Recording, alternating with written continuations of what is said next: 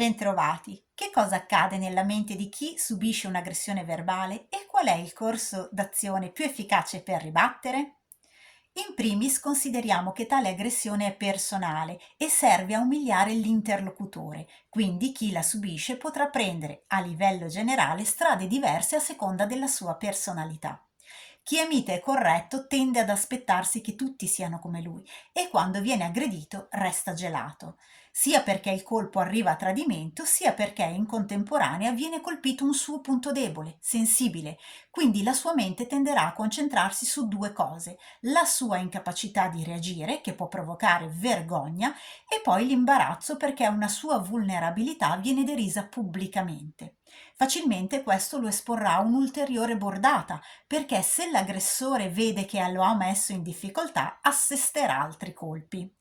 Se invece l'aggredito è a sua volta bellicoso, allora farà partire la rappresaglia e inizierà a ripagare l'aggressore con la sua stessa moneta. In altre parole, alzerà il livello dello scontro e così facendo, però, sosterrà il tentativo dell'aggressore di sviare l'attenzione del pubblico dal tema, perché smetteranno entrambi di argomentare per litigare.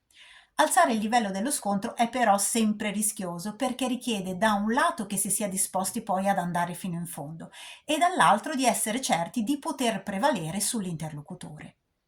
Chi è dotato invece di grande autocontrollo reagisce con freddezza e anche se è in imbarazzo farà una cosa sola: smascherare pubblicamente la strategia di aggressione dell'altro, dicendo ad esempio: mi stai mettendo la berlina davanti a tutti solo perché non vuoi che vedano che non sai difendere le tue posizioni e allora cerchi di buttar loro sabbia negli occhi offendendomi.